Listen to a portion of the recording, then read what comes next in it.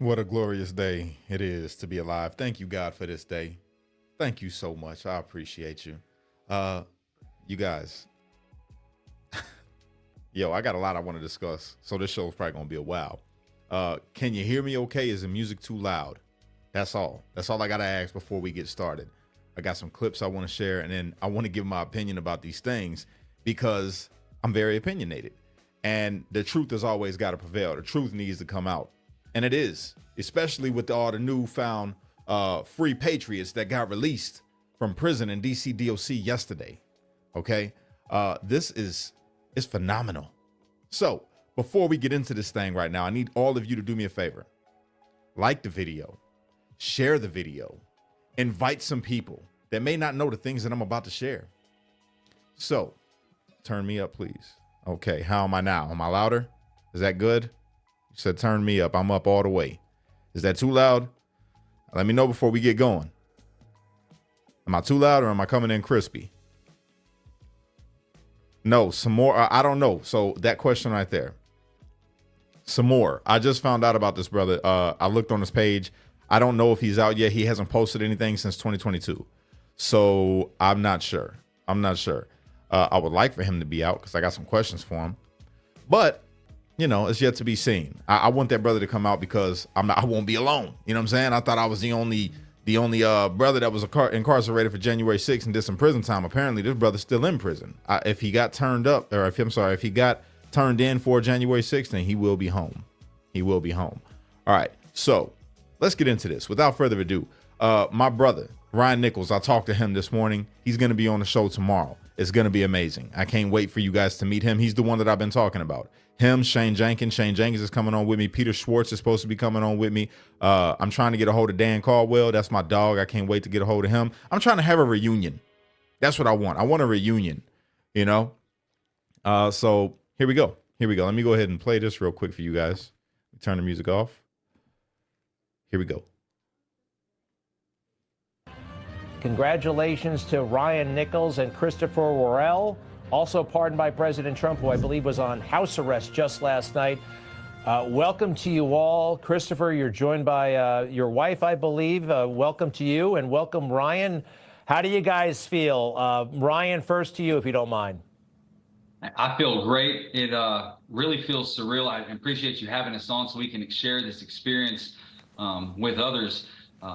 I never thought that this day was going to come. Like we talked about if President Trump was reelected, the possibility of getting that pardon. He said he was going to do that, ran on that campaign promise, and then did that. And it changed our life overnight. It changed hundreds and thousands of people's lives overnight. My children, my wife, my family, and many others. And it's very surreal. And we thank President Trump for doing this for us. Thank you so much, President Trump.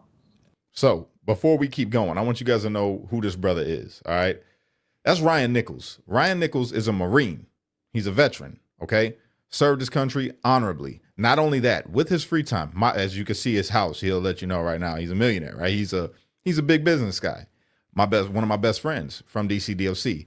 But the thing about Ryan is Ryan not only served his country in the military, he served his country domestically right here at home. Because anytime a natural disaster was happening, anytime there was a tornado and there was people that were trapped or a hurricane or a flood, whatever it was, this brother took his money to pay for equipment to be able to run out into that, his own boats, his own stuff, to go out and save people. There's many videos. I shared it with you when I first got home. I shared the videos of Rescue the Universe. That's the name of the page, Rescue the Universe. And I showed you how this brother would run in literally while it's chaotic and save people, pull kids, dogs, moms, grandmas, dads, grandpas, everybody, and put them in the boat and say, come on, we're going to get you to safety. It's going to be all right. His own money, his own time, that's what he did with his freedom. Okay. And now he's back at it. I guarantee you he's going to be running into a tornado real soon. As soon as it's tornado season somewhere or the next flood that happens, God forbid, he's going to be there because that's the type of man he is. But let's keep going. It's amazing. Look, you heard the promise. Did you ever think, oh boy, I hope he keeps this? Did you have doubts? Anybody, did you wonder, boy, is he really going to do it? Absolutely. You hear that online. You hear when Vice President J.D. Vance made the statement of violent versus nonviolent. I know people were upset about it. So there were a couple of times when you would hear something different, that wasn't confirmation bias to you. But ultimately, we trusted that President Trump would do the right thing. I know my attorney, Joseph McBride, was like, look, I've talked to the right people. He is going to do the right thing. Just trust me. And so we just had to trust. And we did. And he did exactly what he said he was going to do. And he didn't leave us behind. And we appreciate that, President Trump. Stand by, Thank Ryan. you. Christopher Worell joining us. Congratulations. Your record has been cleared, and you're with your wife, Trish. How do you feel? At one point, I think you were facing about 10 years in the slammer.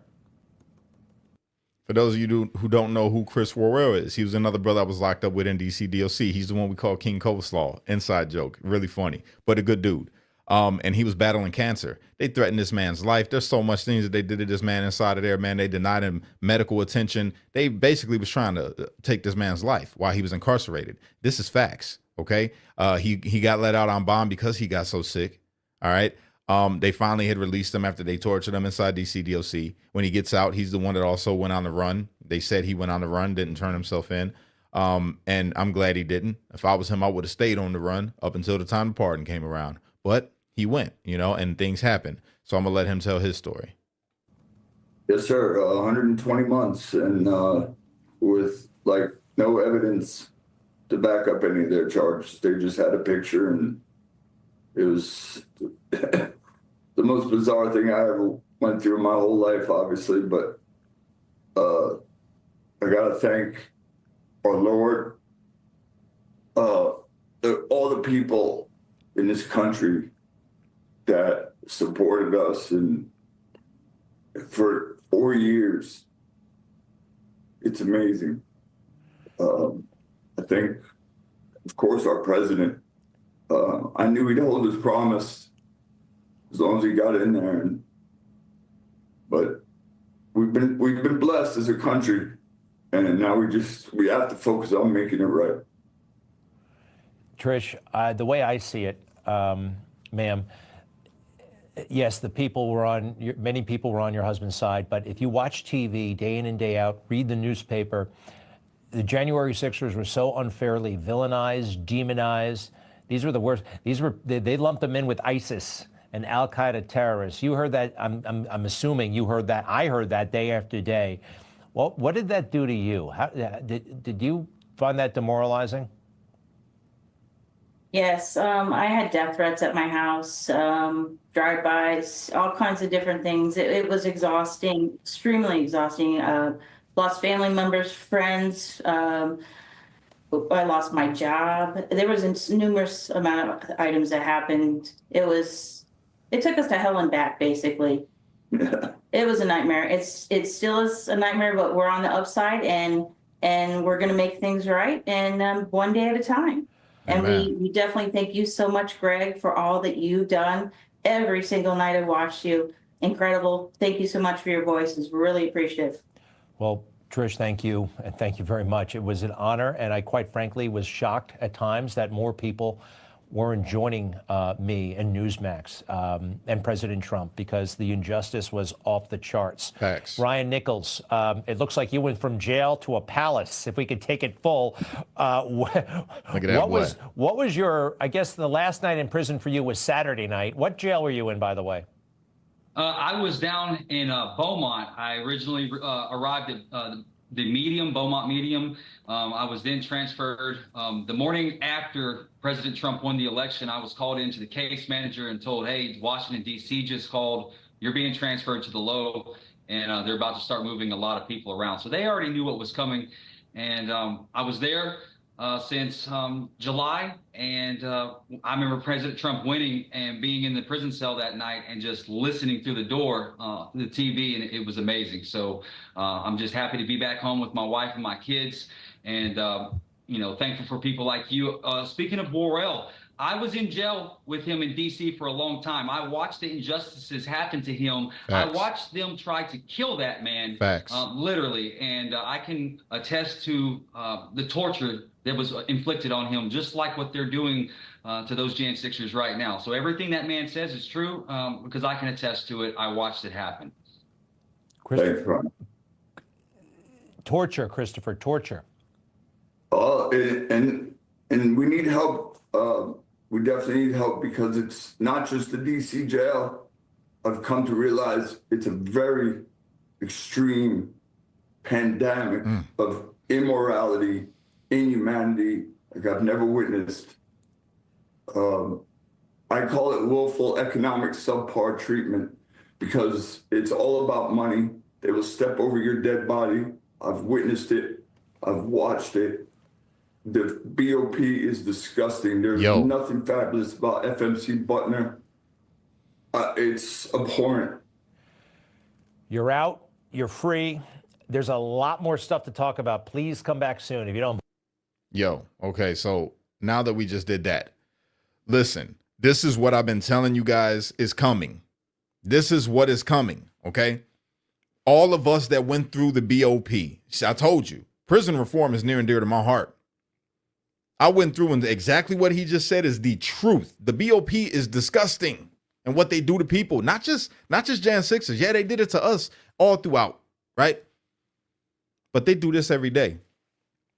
They do this every single day to people that are locked up inside the BOP, whether they're supposed to be there or not supposed to be there. I believe that there are a lot of innocent men that are locked up. That's a fact. And they allow things to happen. They make things happen. And there's no punishment for them. There is no federal oversight of the BOP. Ryan went through Bloody Beaumont. That's what we call it in the feds. Bloody Beaumont. You go to Bloody Beaumont, you know what it comes with. There's no man time. You either in a gang or you're in some trouble. You know what I'm saying? You're going to be a part of a car, not even just a gang. Like, you're going to be a part of a car, whether that be if you're white and you don't want to be the white supremacist gang, you're going to be independent white. You know, if you're black and you don't want to be a part of the GDs or the vice lords or whatever, with the Kings, whatever the case is, well, then you're gonna be with your car from where you're from, the Indiana car, the Chicago car, the whatever it is. You know what I'm saying? But you're gonna be a part of something, and that's just the way it goes. And it's set up like that on purpose. They create problems inside of there. In DC DOC, they literally, they were trying to kill that man. That's the facts. They did that man dirty. They did Scott dirty. They denied Scott medical treatment at times, and he got cancer. Both of them have cancer. Worell had cancer, and so did Worell, or still does. I don't know. But they denied a medical treatment. So to see these brothers all home, that's why it's such a happy thing for me, because I know what we all had to go through. All of us had something going on. All of us went through some kind of injustices while we were locked up. The biggest injustice being locked up, period. You know, and I'm happy for him. So congratulations, Ryan, for your freedom. Chris, Guy Reffitt, man, I love you, brother. Dan Caldwell, Shane Jenkins, talked to him this morning. It was amazing. I can't wait to introduce you guys to him. He's another one that I talked about. James McGrew, can't wait for you guys to meet him. He's another one I talked about. Talked to Kelly Meggs, can't wait for you guys to meet him. You've already met Kenny. You've already met Machine Gun Bobby. You've already met Tim Hale on here. It's just a lot of brothers, man. A lot of my brothers, and all of them are home. Jess Watkins, I'm going to have her on. You guys are going to meet Jess. It's going to be great. It's going to be great. I'm looking forward to it. So let me keep on going, because there's a lot of things that I want to discuss right here. This right here, I can't wait to show you guys this. You may have already seen it. You may not have already seen it, but you're about to see it right now if you haven't. All right, check this out. Sicknick was very obviously not the result of violence he suffered at the entrance to the Capitol. This tape overturns the single most powerful and politically useful lie that Democrats have told us about January 6th. And it was indeed a lie. The January 6th committee knew perfectly well that Brian Sicknick was walking normally through the Capitol after he was supposedly murdered by Trump supporters. And they know that because they saw this tape. We can be sure because the footage contains an electronic bookmark that is still archived in the Capitol's computer system. That means that investigators working for the Democratic Party reviewed this tape. They saw it, but they refused to release the tape to the public. Why? Because this tape would shatter the fraud they were perpetrating on the country, because hiding the truth served their political interest. They lied about the police officer they claimed to revere. If they were willing to do that, then their dishonesty knew no limits. Amen. Listen, rest in peace to Officer Sitnick. Okay. Have nothing bad to say about the man. It's a tragedy that he lost his life. And it's an equal tragedy that they blame this on Julian Cater and George Tanyos, both of which are my friends. Love them brothers to death. And they had to walk around inside DC with them people believing, them officers believing that they were cop killers. That video shows that he did not suffer injuries from January 6th that led to his death, like this person says right here. Where's it at? The reason why I played that is because of this clip that I found. All right. Listen. Officer Jeffrey Smith, Metropolitan Police. Okay, you already cops die by suicide all the time? I'm going to say their names, whether you like it or not. You can He say died by everybody's traumatic brain injury, and he died by suicide. Officer Howard Livingood, Capitol Police, died by suicide. Gunther Hashida, Metropolitan Police, died by suicide. Kyle DeFreytag, Metropolitan Police, died by suicide. So Officer Jeffrey Smith. Okay, the reason why I played that is because this narrative gets pushed that these people, which, by the way, they died by suicide. Rest in peace to them officers, you know? But how can you blame January 6th for them doing this thing? So do you blame the person that they've arrested, right?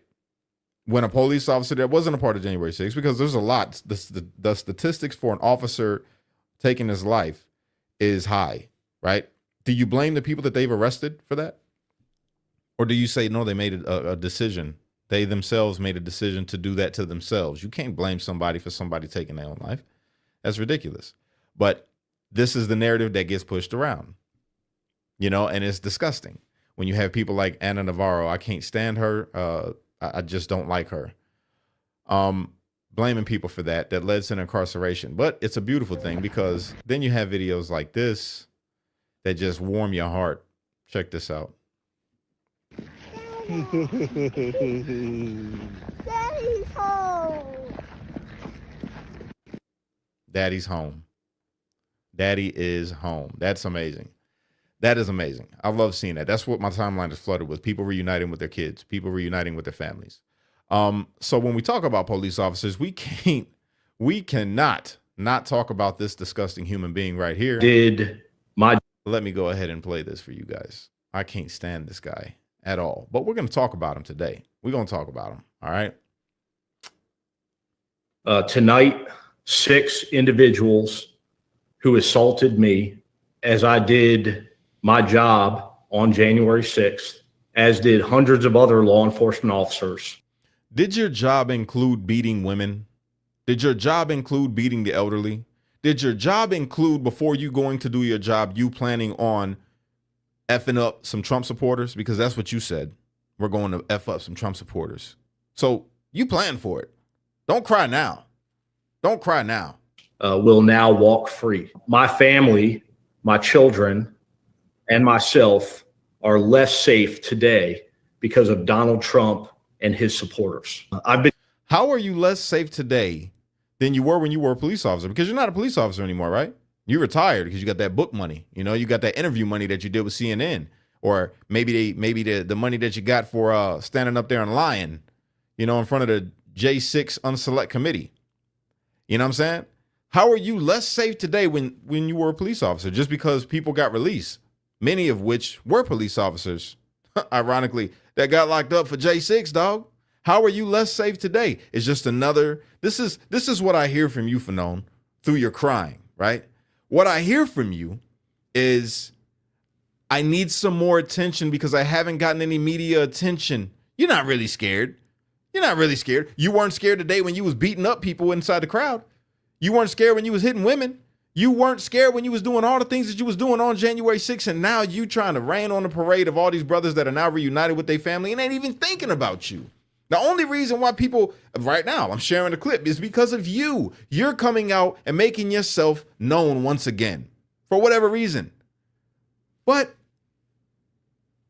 we see through you. Been concerned for myself and my family's safety ever since I testified before Congress. ever since you lied before Congress. I can hear the world's smallest violin playing right now when you talk about you're being scared in your family. Ain't nobody worried about your family, first off. We don't do that. I don't know not one J6er who does anything to children, bro. That's just your sick mind, your warped mind. You're creating all these delusions inside your head. If you are really scared, if you really are scared, I don't think you'd be on here right now telling people that you were scared. You'd be hiding away. You wouldn't have an IP address that can be tracked. Not saying that you're being tracked. That's not what I'm saying at all. All I'm saying is you wouldn't be on here right now uploading videos about how scared you are, okay? Let's make that clear. If you remember, I didn't even make it through my congressional testimony before I received my first threat from a member of the American public. Oh, so you mean that it wasn't a J6er? It couldn't have been a J6er that was threatening you because we was all locked up. We was all locked up when you got that threat. So that means you pissed off American people that knew that you was lying. That's really what it comes down to. You got caught in so many lies in your testimony before Congress. Of course people are going to be mad because it was a zoo. It was a circus act that you guys did with the J6 Select Committee. It was a joke. It was a bunch of liars getting together to lie and try to persecute Trump and blame him for what happened on January 6th and take no accountability for your own actions. You didn't take no accountability, dog. We admit ours. Yeah, I trespassed, dog. I was at the Capitol. That's true. Admit you're wrong. Admit that you was over anxious to put your hands on Trump supporters, and it led to you getting getting drugged through the crowd. You got drugged because of the things that you was doing, and then they had mercy on you when you was sitting there crying. You was crying and yelling because someone took your walkie-talkie. You couldn't call for backup, but you didn't need backup because there was good people in that crowd that said, "Hey, he's crying. You guys, I think he just pissed himself. I think Fanone just pissed himself in the crowd, guys. Let's get him back over here to safety to his officers." That's what happened. That's what happened. And you got pushed back into your officers because of the J6ers that helped you, you piece of garbage. Who called me and threatened my life literally as I was giving testimony. And those threats have continued to this day against both myself and members of my family. In recent months, my mother has been swatted, a 76-year-old woman who's guilty of nothing other than having a son, a police officer who responded to the Capitol on January 6th. And she's also had human feces thrown on her. Did the human feces come from your booty? That's all I want to know, because you sure was doo-dooing on yourself in the crowd. You sure was, boy, when you got pulled out in that crowd by, let me tell you, I know you really was scared that day because you knew you did wrong and they could have crushed you, but they didn't. They had mercy on you. So I think the doo-doo was left over from when you doo-dooed on yourself on January 6th. That's what I think. While she was raking leaves in her front yard. Somebody doo-dooed on his mom while she was raking leaves in the front yard. That's horrible. I don't recommend nobody do that. That's bad, okay? But Fanone, I got so much dislike for this guy, bro. It's insane because he's a liar. Him and big old crybaby Harry Dunn are liars. They're liars, and they still out here lying, which is why I'm making them relevant right now. You all are liars, and I'm going to keep on exposing your lies. I'm going to keep on exposing the lies of the mainstream media, talking about white supremacists were let go from D.C. All through, I see the little posts, and you guys got people that are wearing shirts that you're saying are white supremacist shirts. That's BS, bro. Listen. Yes, I'm an American dad and a patriot, and all the things that I am right now. Yes, I've dedicated my life to Christ, man. I'm doing my best to walk my walk, right? But let me tell you something. My whole life, I've been a hood nigga. Ain't no way I would be sitting amongst no white supremacists. I was in DC DOC, locked up with what they said were the worst white supremacists, the worst threat to American democracy, the worst threat to black society. These are supposed to be the worst people of all time. And yet, I'm kicking it with them. We chilling, and I asked all of them. That they said that they was white supremacists. Some of them I didn't even have to ask. They came up to me and was like, bro, like Big O. I'll never forget Big O, man. Richard Barnett. Shout out to Richard Barnett. I heard he got his freedom back. Love you, brother. This man comes walking up, and when we on the yard, when we first got to go outside, and he say, "Hey, man, can I talk to you?" I said, "What's going on, bro?" He goes, "Hey, man, I just want you to know I'm not a racist, man. I love everybody." And that's how he talked. And I'm like, Big O, you ain't got to tell me that, bro. I don't think that you a racist, you know? But he was quick to tell me. Kelly Meggs, they said, oh, he's a big time racist. He's the Oath Keepers and he's one of the generals or whatever, lieutenant. I don't know what they said he was. And this brother was one of the first people that I spoke with. When I first, matter of fact, we rode in together. Brother's got a great, brilliant mind and a heart for people to the point where he was out there protecting black-owned businesses. Him, Jessica Watkins, and and Kenny Harrelson, and Stuart Rhodes. Stuart Rhodes, they said he's a big white supremacist. Stuart Rhodes, man, we was happy when we was talking to each other. First time I met him, I'm in the shoe talking out through the window. You know what I'm saying? Right here. Mike Curzio. They said he's a big racist. This guy right here, Mike Curzio, love you, bro. Glad to call you my brother. Congratulations on the pardon. Congratulations on your pardon too, my brother. Congratulations. Michael Curzio, they said he's a big white supremacist. He's a white supremacist. Me and that brother hit it off. We in there making music together. Literally. Doing beats and showing each other the verses that we wrote. That's my dog. Sat with him every day. Where's the white supremacy that you guys told everybody about? Corrupt Congress? Corrupt news? Mainstream media? Corrupt cops like Harry Dunn and Michael Fanone? Where's the racism? Where's the white supremacist boogeyman that you guys told us was in existence? Where are they? I want to know. I haven't met them. And I was the nigga that was locked up in DC DOC with all the alleged white supremacists. Where were they at? I ain't met them. Pretty crazy. But you know where I did meet him? Talking with a bunch of leftist ideological people that don't like the fact that I'm a hood nigga that supports Trump. They didn't like that too much. So now you get the racism. Now we get to be racist to you because you don't align yourself with the thinking that we want you to have, black man. Listen here, darky, you're not supposed to have your own mind. You're not supposed to think for yourself. That's the ideology that all of you on that side, y'all have when you get up and lie before Congress and you get up here and make up accusations about men that actually went out and protected black-owned businesses that you call Oath Keepers that are white supremacists. They're big white supremacists, but they're protecting black-owned businesses. I don't understand where the white supremacist is at. What do you mean? I don't get it. I don't understand. You guys are ridiculous. You're ridiculous. Crybaby Fanone. Let's hear what else he has to say. Crybaby Fanone. Oh yeah, you're on my list today, dog. You are on my list. Really, the only recourse that I have at this point was to seek protective orders, ordering that these individuals stay away from me and my members of my family and do not attempt to contact us. We don't feel...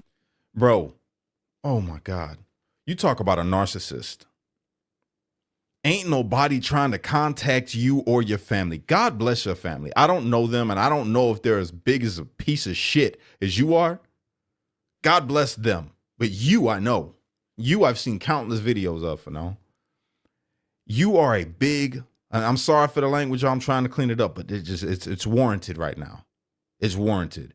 Fanone, you are a lying piece of shit. No one cares about you. You are irrelevant. The only thing that people think about when they think about you is when you cried like a straight bitch, okay, in front of Congress, and you cried when you was in the crowd like a whiny bitch, and you got saved that day by the crowd. Excuse my language. I'm sorry, y'all, but it's the truth. And now you're putting protective orders on people that just got their freedom. So if you happen to be the piece of shit that you are, and you show up at an event where you know it's going to be J6ers that you may have a protective order against, we know you lie, so you're probably prone to lie and say that they followed you to this event because they knew you were going to be there and try to put another case on them. I see through you, bro. I see through you. As though we can depend on law enforcement in this country to protect us, because it's no longer the Department of Justice. Say that again. Say that again. Law enforcement in this country, members of my family, and do not attempt to contact us. We don't feel as though we can depend on law enforcement in this country to protect us. You know what's ironic about that, Fanone? You know, Michelle Fanone, do you know what is ironic about what you just said? is that after January 6th, we found out we couldn't trust law enforcement to protect us from people like you, who was law enforcement, you piece of shit. You can't depend on law enforcement to protect you? Why? Why, Fanone? Let's find out why, guys. Because it's no longer the Department of Justice. It's Donald Trump's Department of Justice. No. These law enforcement agencies, these police departments are no longer these independent bodies. They now work for Donald Trump. But a piece of paper does absolutely nothing to protect me and my family. And I don't even know if they're going to grant these protective orders. I mean, at the end of the day, these guys have already shown a propensity for violence. They almost killed me on January 6th, and now they're free. Oh, you whiny, lying sack of shit. That's what you are. You are, Fanone. You're a whiny, lying sack of shit, bro. You gonna sit up here and tell the American people that you can't trust law enforcement to protect you because it's Donald Trump's DOJ. Yet, Joe Biden's DOJ literally hunted down thousands of Americans for January 6th for simply protesting. They almost killed you that day? Again, you lying, whiny bitch. How the hell did they almost kill you when they the ones that brought you back to safety? How? You are the biggest lying crybaby, narcissistic, sociopathic, psychological disorder having person I've ever met with a badge. And I'm glad you don't got one anymore. You say you could see how prone to violence they were. No, we can see how prone to violence you were. And your officers were. Not all of them. Some of them are great cops. Shout out to the Capitol Police that are good cops. And shout out to the Metropolitan Police that are good cops. This is not for you. This is for you scumbag piece of shit people that were out there that day. And I could say this now because Trump's back in office. It feels good to be able to say these things. Y'all were the ones that was committing acts of violence that led to acts of violence being committed against you. If you're scarred today and you got some PTSD from January 6th, it's probably because you was being a piece of shit and got your ass whooped by the crowd. So deal with it. Don't cry. Don't cry now that everybody's free and now that everybody gets to tell their stories. Come on, man. You tripping. You tripping. You can't lie no more. Now all the people that you lied on, all of you people that testified before Congress and lied. You know, and I find it to be really, really strange that Joe Biden found it in his heart to go ahead and pardon everybody that was a part of the J Select Committee. Ain't that strange? Almost as if he knew that they were lying. Almost as if he knew that some of them had something to do with January 6th. Almost as if he knew charges would come against them, which they wouldn't. They wouldn't because Donald Trump took the high road. Praise God. Set an example. And sign an executive order that you cannot persecute your political opponents. I mean, after all the things y'all put this man through and the American people through, he still was like, you know what? We ain't going to do that to them. Here, let me sign this into law so they can never do this to anyone else. Meaning he can't do it. And y'all still got something to say. Y'all still whining. Trump's so bad. Trump's just the worst thing in the world. He's so bad. I can't stand y'all. I can't stand y'all. Pray for y'all. I hope that God works on y'all the way he's trying to work on me and fix the things that are wrong with you. Y'all don't want unity in this country is what it comes down to. People like you, Fanone, you're a paid shill. That's where I stand with it. You are a crisis actor in my mind. You, Harry Dunn, the Liz Cheneys of the world, you know, the AOCs, all them people that, what was his name, Wallace or Johnson, whatever his name was. You guys are the driving force for division in this country. You lied to the American people and you had half of America believing your rhetoric about what happened on January 6th. You had half of America believing that George Tanyos and Julian Cater killed a police officer. You had half of America thinking that we were bad. that we're horrible people and that Trump is the devil. You are part of the driving force of division within this country of why we can't come together. But we're here to shatter that. Me and every other J6er with a heart for America that wants to see people grow together and really see America be great, because at the end of the day, that's what we want. I want to unite with everybody that loves this country, whether they're Democrat or they're Republican. They love this country. Well, then let's work together on ways that we all can contribute to making this country better. But you people with a leftist ideology, an extreme leftist ideology, not a normal person on the left. No, the extreme leftist ideology. And it's the same thing on the right. To all you crazy racist people that are on the right, you know, the Richard Spencers of the world, you know, the ones that are, in my mind, just as equally as disgusting as the radical left, because you help cause the divide and racial tension, and you add to all those things. If you're throwing up the Nazi symbols and all of that stuff, you're not who we're talking about. We know who we're talking about. We're talking about people that really love this country, that really love the people in this country and what this country stands for. We want to see people come together. We want to see our nation heal. But how can we do that when we have media that will sit up here and lie to the people to keep people divided so they never point the fingers at the right ones? That's the real thing that's going on. They get up on TV and they sit and they'll tell you a lie. They read a script. I speak from the heart. They read a script of what they're told to say so they can sway the minds of the people to feel one way or the other. No in between. Let us think for you. Let us think for you. We are the media. We know more than you. You're just a peasant. You're just a working class American. You're a slave. You're a slave. You have no right to tell us what's right and what's wrong. You have no right to know the truth. We're going to give you the truth that we want you to know. And people just run with it. They run with it. But that's all over. That's done. Them days are over with. You know why? Because me and my brothers, my sisters, we went through prison. We went through hell. And we came out unscathed.